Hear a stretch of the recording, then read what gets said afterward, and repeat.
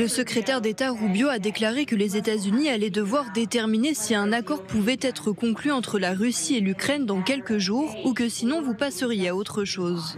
Oui, très bientôt. De combien de jours s'agit-il ? Pas de nombre de jours précis, mais rapidement.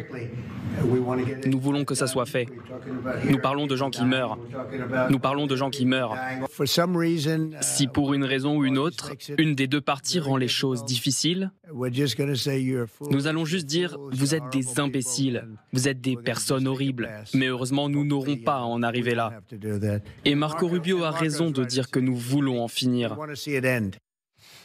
Sauf qu'il y a aussi les déclarations, en effet, de Marco Rubio un petit peu plus tôt, Aline Lebecq-Reimer, qui disait, je cite, « Je dis à l'Ukraine, nous serons prêts à vous aider lorsque vous serez prêts à faire la paix. » Donc en fait, là, il est en train de dire qu'il considère l'Ukraine comme responsable du non-avancement des discussions sur la paix en Ukraine. C'est quand même un peu lunaire. Oui, et surtout, c'est pas exactement partagé par tout le monde dans cette administration, parce que ça vient... Un des problèmes majeurs de leur... Pardon ? Déjà, la preuve, il temporise, Trump. Il dit en effet qu'il ne reproche rien à personne. Oui, absolument. Donc c'est un des problèmes majeurs de leur façon de négocier, c'est de mettre finalement parfois toute la pression sur la victime et pas grand-chose sur l'agresseur, en tout cas de façon visible. Donc ce qui est en train de se passer, c'est un casse-tête pour tout le monde, enfin de saluer quand même ce qui a été fait à Paris par la diplomatie française, par la diplomatie allemande, britannique, qui a permis, selon certaines sources aussi, de recadrer un petit peu, notamment un certain Witkoff, qui a raconté à peu près n'importe quoi, collant au narratif du Kremlin ou a envisagé notamment la fameuse partition sur les 5 régions ukrainiennes qui seraient l'alpha et l'oméga de la paix, alors que les principaux intéressés, les Baltes, les Lituaniens, enfin bref, ceux qui connaissent vraiment et qui maîtrisent vraiment ce dossier, expliquent que la Russie ne veut pas la paix. Donc l'entité qui bloque tout ça, c'est les Russes. L'Ukraine a accepté le cessez-le-feu sans condition. Depuis un mois, il n'y a pas un pays sur la planète en ce moment qui veut plus la paix que l'Ukraine. Ce qui bloque tout ça, qui ment, qui est fait exprès de gagner du temps pour essayer... Le but de la Russie, c'est de lever des sanctions pour pouvoir gagner plus d'argent, pour pouvoir poursuivre la guerre et pour pouvoir détruire l'Ukraine et l'Europe à terme. Je résume. Mais en gros, c'est ça qui se passe. Donc c'est assez... c'est un jeu d'équilibriste diplomatique. Vous savez, le self-control de certains diplomates européens quand même en ce moment pour essayer d'amener une partie de l'administration Trump à un peu plus de vérité de terrain et de rappeler que de toute façon, parce que parfois on a l'impression qu'il s'adresse à une dispute entre collègues de bureau et que ça ne se passera pas comme ça et que surtout il y a un élément quand même extrêmement important dans les désirata de certains cow-boys, c'est que même s'ils n'aident plus l'Ukraine, les gens sur place trouvent les conditions imposées par la Russie en ce moment inacceptables à 90% et ils continueront le combat avec le soutien de leurs alliés européens. Lucas Monget, il y a aussi ces mots de Marco Rubio qui ont été prononcés et qui sont là aussi très étonnants, très forts mais dans le mauvais sens du terme. Il dit quand même « ce n'est pas notre guerre ». Ça veut dire que là, en fait, il considère que l'Ukraine, c'est finalement un dossier sur lequel on a bien voulu s'investir parce qu'on a eu une certaine forme d'altruisme à un moment, et qu'aujourd'hui, finalement, si personne ne veut faire d'efforts, on passe à autre chose, on n'en a globalement rien à cirer.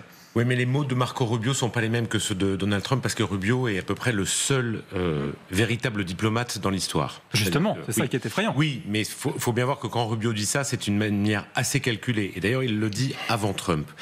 Je pense que la manière dont Marco Rubio se prononce depuis 24 heures est une manière de dire, comme le disait Aline, aux Européens qui ont pas mal avancé ces 48 dernières heures, attention les amis, il va vous lâcher. Il va nous lâcher, il va lâcher toute la négociation. Quand Rubio parle, Rubio connaît les diplomates européens, connaît les chefs d'État européens. C'est ce qu'on appelle dans le jargon de Washington, c'est un des adultes dans la pièce. C'est-à-dire que c'est un des types qui a une vraie, contrairement à Kellogg, à Witkoff, qui a une vraie culture diplomatique. On peut penser ce qu'on veut de Rubio, mais c'est quelqu'un de cultivé, qui sait de quoi il parle quand il parle de la Russie et de l'Ukraine, qui a totalement adhéré aux thèses de Donald Trump. Je ne dis pas l'inverse, il est rallié à Donald Trump, mais la manière dont il dit les choses avant Donald Trump est d'une manière de prévenir les Européens. Attention, l'heure est grave, il est possible qu'effectivement on lâche complètement et qu'on lâche le dossier, ce qui semble complètement délirant peut-être et absurde, mais qui n'est pas absurde et délirant dans la manière dont Trump voit les négociations internationales. C'est de dire, écoutez, je vous donne quelques jours, 3-4 jours, on se met d'accord, sinon, terminé, c'est plus notre affaire, c'est plus notre guerre. Et Rubio alerte là-dessus. Alexandre Melnyk. Certes, il y a ces dissensions de nuances finalement au sein de l'administration américaine, évidemment, mais moi je n'aurais pas tendance à les exagérer, tout simplement parce que le décideur en dernier ressort, c'est Trump. C'est lui qui décide. Oui. Voilà, ça c'est sûr. Et là, derrière ces foucades, ces fluctuations, ces phrases, etc., il y a quand même une ligne, je ne dirais pas stratégique dans le cas de Trump, mais enfin une ligne quand même presque inébranlable qui se dessine dès le début. Qu'est-ce qu'il veut finalement ? Il veut en finir au plus vite avec cette guerre. Avec cette guerre, tout simplement pour relégitimiser Poutine, pour faire entrer en fanfare Poutine dans le jeu diplomatique et commencer à faire du business avec le plus grand pays du monde, qui est la Russie, qui le fascine. Parce que et donc ça veut dire que ça aussi, il va devoir l'abandonner. Voilà. Et l'Ukraine, pour lui, finalement, doit passer par perte et profit à un moment donné, comme presque quantité négligeable, tout simplement que l'Ukraine appartient à la Russie, parce que comment il va à la politique extérieure Trump, c'est tout simplement les zones d'influence. Et les zones d'influence, l'Ukraine, c'est quoi ? C'est une province, pour lui, du monde russe, quoi. Alors que comme, par exemple, Canada, c'est aussi une sorte de zone d'influence qui appartient aux États-Unis. Donc c'est pour ça que l'Ukraine, pour lui, à mon avis, Trump ne cherche pas à comprendre le caractère existentiel de cette guerre. Il rejette ça dès le début. Pour lui, toutes les conversations sur les valeurs, sur la démocratie, etc., c'est du baratin. Tout simplement, il veut se débarrasser de ce problème, comme si ça pouvait l'emmerder un tout petit peu. J'utilise aussi le langage de Trump. Donc, et aller justement vers le contact avec la Russie, lever les sanctions. Parce que lorsque les représentants de Trump étaient à Paris, là, hier, une des questions qui a été soulevée, c'est rebrancher la Russie sur le système bancaire SWIFT. Voilà, ce qui a été refusé, paraît-il, par les Européens. Une fois de plus, dans l'esprit de Trump, c'est le business. Et le business avec le plus grand pays du monde, la Russie, et avec Poutine, qui le fascine aussi en tant qu'homme fort, qui prend le dessus sur tout le reste. Oui, mais moi, ce qui m'interpelle quand même, Xavier Titelman, c'est que Trump n'est pas forcément le genre de personne à qui on dicte la conduite. C'est-à-dire que là, si jamais aujourd'hui il dit « je renonce à la paix en Ukraine », ça veut dire qu'il décide de renoncer à un de ses projets phares, qui en plus, il a lancé en début de mandat. Justement, d'ailleurs, écoutons la réponse de Donald Trump quand un journaliste lui a posé la question de savoir si, selon lui, il avait été manipulé par le Kremlin, ce que disent d'ailleurs beaucoup d'observateurs aujourd'hui. Écoutez sa réponse. Je pense que je vois cet enthousiasme. Je pense que je le vois des deux côtés. Pensez-vous que la Russie se joue de vous ? Non, personne ne se joue de moi. J'essaye d'aider. Vous savez, c'était la guerre de Biden. Ce n'est pas la guerre de Trump. C'est une guerre qui n'aurait jamais dû commencer. Nous allons voir si nous pouvons y arriver. Je pense que nous avons une très bonne chance d'y parvenir. Et c'est en train de se terminer en ce moment. Je ne sais pas si on doit considérer ça comme une espèce de jeu de good cop, bad cop. D'un côté, on dit c'est bon, on va tout balancer. De l'autre côté, on dit non, en fait, on va y parvenir. J'ai l'impression quand même d'avoir une certaine dualité là dans le discours de Trump. Ce qui est toujours dingue, c'est qu'on a l'Ukraine qui accepte sans aucune exigence un cessez-le-feu unilatéral demain, et d'ailleurs ça fait un mois qu'ils attendent, inconditionnel, qu'en plus ils signent des autorisations d'exploiter leur sous-sol qui sont très avantageux pour les États-Unis, et de l'autre côté on a c'est pas encore signé. Hein.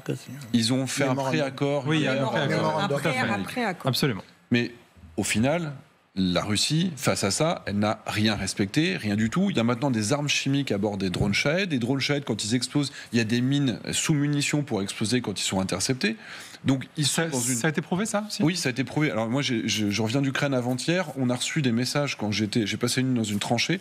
On nous a dit attention, ils utilisent des armes chimiques dans les tranchées, notamment contre les opérateurs de drones. Et c'est donc on va maintenant dans les tranchées avec des masques à gaz parce que les Russes utilisent des gaz de combat dans les tranchées. Et il y a également les Shahed qui sont recouverts de gaz, de produits chimiques neurotoxiques qui ont fait plusieurs morts pour les personnes qui rapassaient les drones Shahed qui étaient tombés. Donc on a Enfin, les crimes russes continuent à s'accumuler, les bombardements continuent, les assauts continuent. Donc on a d'un côté l'Ukraine qui accepte unilatéralement tout ce qu'on lui demande, et de l'autre côté la Russie qui continue à violer les demandes de Poutine, de Trump, pardon. Et Trump fait comme si, bon, vous n'arrivez pas à vous organiser, eh ben, la balle au centre, c'est votre faute, maintenant je m'en vais. Donc il y a une forme d'incompréhension de Trump, il y a un refus de sa part de dire qu'il n'a pas réussi à contraindre la Russie à accepter. L'Ukraine a accepté, mais comme la Russie n'accepte pas, il ne peut pas dire que c'est sa faute à lui, donc finalement ce sera la faute des deux autres. Aline Lebecq-Reimer, il y a quand même aussi, encore une fois, pardonnez-moi, mais la sensation que peut-être si les États-Unis se retirent de ce projet d'accord, ou quelle que soit la forme que ça prendrait, peut-être une opportunité pour l'Ukraine, justement, de ne pas se laisser dicter la manière dont la paix devra se faire. Parce que juste là, c'était le calendrier américain, enfin, supposé, avec les conditions américaines. Oui, et c'est pour ça que c'était important ce qui s'est passé à Paris, parce que ça a été l'occasion de rappeler les lignes rouges de l'Ukraine, et en tout cas ce pourquoi elle se bat, ce qui lui est cher, c'est-à-dire la non-reconnaissance russe jamais des 5 oblasts, et la libération des prisonniers et des enfants déportés.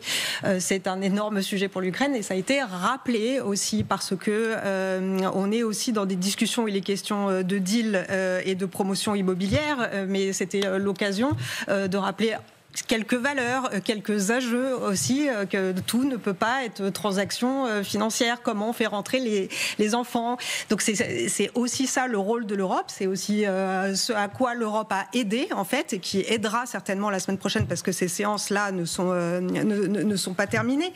Mais c'est tout ça qui est rappelé aux États-Unis, et il y a encore une fois dans cette administration des gens qui ne sont pas sur une ligne aussi brutale qu'il n'y paraît, parce que ce que fait Trump aussi dans ses déclarations publiques et dans ses jeux publics, c'est aussi en effet comment moi, grand Trump et grand leader suprême des États-Unis d'Amérique, je ne vais pas annoncer au Magastan, enfin à mes troupes, que je suis en échec, alors que j'avais vendu qu'en 3 coups de fil j'allais régler cette guerre. Donc il y a aussi une espèce de jeu d'apparence qui se joue, mais c'est extrêmement difficile de savoir très exactement ce qu'il y a en tête. Et ça, c'est un vertige et c'est extrêmement important pour la suite d'essayer de comprendre ce qui est très exactement en train de se jouer. D'autant que là, en effet, on a dit que tout cela était plutôt à destination, en tout cas dans le message de l'Ukraine, mais sauf que vous allez voir, Michel Goya, que Donald Trump a aussi très clairement visé la Russie en disant que ça doit avancer du côté de Moscou également. Combien de temps Poutine a-t-il pour répondre à votre proposition de cesser le feu avant que vous n'imposiez des sanctions secondaires à la Russie? Nous verrons. Nous aurons des nouvelles cette semaine. Très bientôt en fait. Nous verrons bien. Mais nous voulons que tout cela cesse. Nous voulons que les morts et les massacres cessent. Bon, on verra bien dans les prochains jours, il n'y a pas énormément d'infos dans ce que dit Donald Trump. Non. Malgré tout, il parle bien là de la Russie. Et il parle même, alors il l'avait déjà évoqué par le passé, mais d'imposer des droits de douane de 500% pour les pays qui achèteraient du pétrole russe. Donc il y a vraiment une pression qu'on met des deux côtés, mine de rien, aussi sur la Russie. Oui, alors tout ça, globalement, c'est quand même un petit peu chronique d'un échec annoncé ou d'une lassitude annoncée. J'annonce que je vais tout casser. 2, je m'y prends comme un manche et on navigue complètement à vue. On envoie oui en Russie pour négocier des gens qui ne connaissent rien. Ça part dans tous les sens. Et 3, évidemment, ça ne marche pas et Poutine ne cède à rien. Et 4, finalement, je commence à me lasser. Et comme, rappelez-vous, il devait normaliser les relations avec la Corée du Nord, avec Rocketman. Et puis finalement, au bout d'un moment, ça n'a pas marché. Tombé sur du dur, il a laissé tomber. Et donc là, on est peut-être effectivement dans cette 4e phase.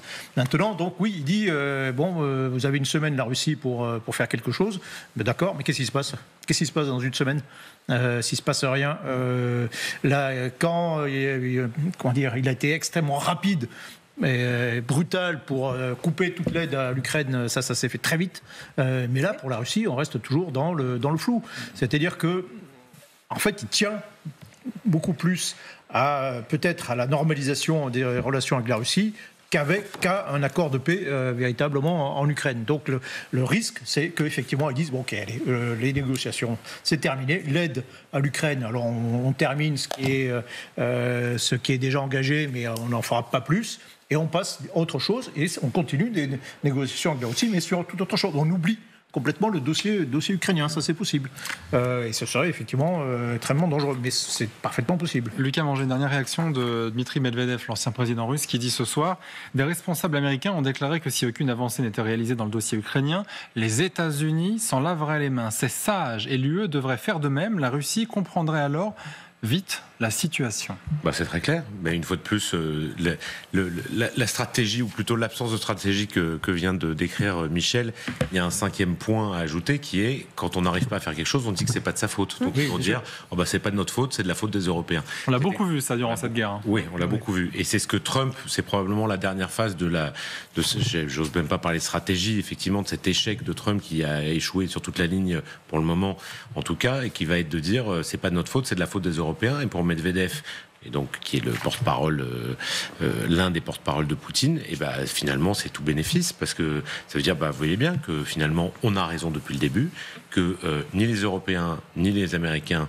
n'ont réellement l'intention de faire la paix et de proposer quoi que ce soit à l'Ukraine.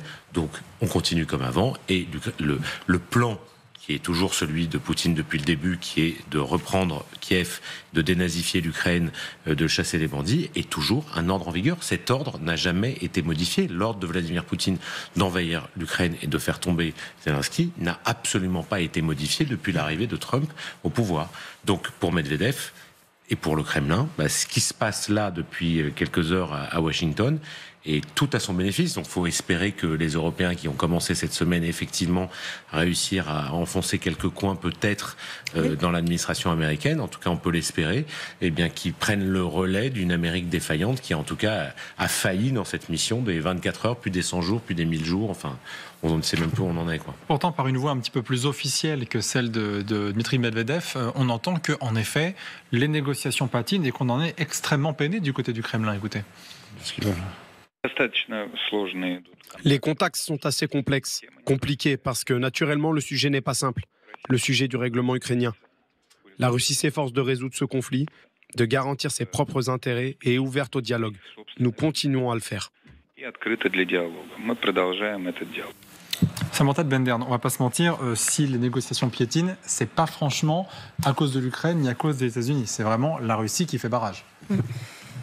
La Russie ne respecte pas la proposition de cessez-le-feu. La Russie continue à mettre en avant des demandes maximalistes, c'est-à-dire qu'elle veut le contrôle en entier des 4 régions qu'elle a, selon la constitution russe, incorporée dans la Fédération de Russie, y compris les parties de ces régions qui ne sont pas sous contrôle ukrainien. La Russie intensifie ses bombardements de cibles civiles en Ukraine.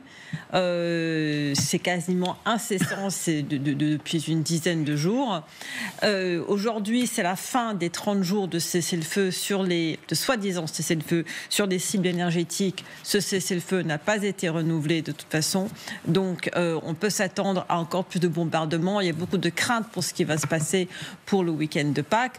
Donc oui, la Russie ne montre absolument aucun désir de faire la paix. La Russie veut faire la paix selon ses conditions. Ces conditions, c'est le contrôle de l'Ukraine, la démilitarisation de l'Ukraine et le retrait d'une partie des forces de l'OTAN aux frontières de 1997. C'est ça que la Russie veut. La Russie n'a pas changé cette position depuis avant l'invasion de l'Ukraine en février 2022. Elle n'a pas changé d'un centimètre et elle ne changera pas. Je dirais même au contraire, quand on voit l'amassement de troupes et l'intensification des frappes sur la région de Kharkiv et sur Soumy, on peut imaginer que la Russie tente d'avoir encore plus de territoire pour un mythique cessez-le-feu qui aura lieu un jour ou l'autre. De l'autre côté, on a les négociateurs américains qui ne peuvent pas saisir la complexité de ce dossier et qui commencent tout simplement à s'enlacer parce qu'ils ne voient pas d'avancement et ces méchants Européens, ces méchants Ukrainiens empêche Trump et ses potes d'aller faire de l'argent en Russie. En effet, la position de la Russie ne bouge pas du tout. Alors donc les conditions sont toujours les mêmes. Et ce soi-disant paix aux conditions de la Russie, c'est la guerre de demain. C'est ça qu'il faut savoir et garder à l'esprit. Que si on conclut justement cette espèce de paix aux conditions du Kremlin, c'est une bombe à retardement sous les fondations de la sécurité collective en Europe. Et finalement, c'est une nouvelle guerre. Et évidemment, c'est la capitulation et la disparition de l'Ukraine de la carte géopolitique du monde. Donc c'est pour ça que ça, c'est le premier aspect. Le deuxième aspect que je voulais souligner, hier, la réunion à Paris a soulevé vraiment la colère de la part du Kremlin, tout simplement parce que le Kremlin a accusé l'Europe de torpiller les tentatives de paix qui étaient déjà avancées, selon Moscou, entre Washington et le Kremlin. Écoutons l'émissaire, j'allais dire spécial de la Russie concernant le dossier ukrainien, c'est exactement ce qu'il disait. Très spécial. Les discussions avec les États-Unis ont été extrêmement productives, mais de nombreux gens, structures et pays tentent de perturber ce dialogue, en particulier les médias américains qui mènent une propagande très active contre la Russie. J'en donne la parole, Alexandre. La parole, c'est-à-dire qu'aujourd'hui, la cible principale de la Russie, ce n'est plus les États-Unis, ce qui était le cas pendant quand même un certain temps, mais c'est l'Europe. C'est l'Europe qui est diabolisée. Et d'ailleurs, il y a eu un document qui a été publié sur le site du service de renseignement extérieur de la Russie, qui est assez hallucinant sur le fond. Dans ce document officiel, c'est Naryshkin, d'ailleurs, ce fameux Naryshkin qu'il avait signé en dernier ressort. En gros, le document dit ceci, que nous avons combattu l'Europe nazifiée, je cite, pendant la Deuxième Guerre mondiale avec les États-Unis, et aujourd'hui, c'est cette Europe-là se redresse contre les tentatives de paix que la Russie et les États-Unis essaient d'entamer ce processus. Rhétoriquement, c'est assez malin. Voilà, c'est assez malin, mais c'est extrêmement violent, Guillaume. Donc, parce qu'aujourd'hui, en quelque sorte, d'ailleurs, l'ire de la Russie se déplace sur l'Europe. Parce qu'avant, on disait que c'était l'Ukraine qui était nazifiée, le mot nazi qui est apparu. Et aujourd'hui, ce mot nazi a été déporté d'une certaine façon, avec toutes les pincettes et précautions de langage, évidemment, sur l'Europe tout entière, y compris d'ailleurs la France, y compris l'Allemagne. Donc c'est extrêmement grave du point de vue du champ lexical, finalement. Donc il y a des inhibitions du langage du Kremlin qui est aujourd'hui en train de se déchaîner.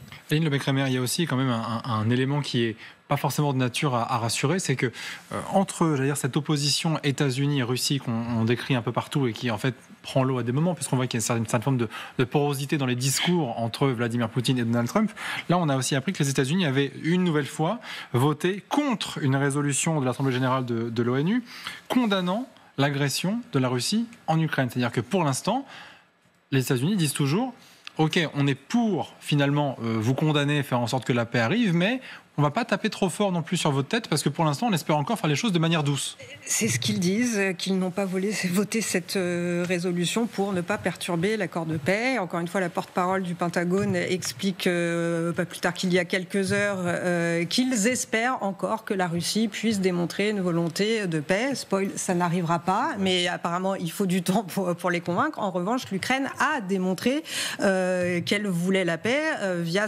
l'acceptation de cesser le feu sans condition, entre autres choses. Mais de rappeler aussi pourquoi le Kremlin est furax, c'est que dans le projet d'accord sur les terres rares et les minéraux, il y a quand même eu, et ce fut un combat, je crois, pour les équipes ukrainiennes, des progrès extrêmement importants qui ne plaisent pas du tout à la Russie, notamment dans ce qui est écrit à ce stade. Maintenant, la signature, elle vaut pour le 24 avril, mais à ce stade, dans ce texte, dans ce prétexte, il est écrit que l'accord ne perturbera pas l'adhésion et les accords européens, l'intégration européenne, les accords européens ou avec des organismes internationaux financiers auxquels l'Ukraine se serait engagée. Et ça, le Kremlin a parfaitement compris qu'il y a quelque chose qui prenait l'eau aussi dans leur tentative parce que très franchement, il y a, encore une fois, certains de cette administration qui baignent dans le narratif russe, dans la propagande, qui doivent dîner avec des agents sur les Basques H24, 7/7, c'est à peu près ça qu'on comprend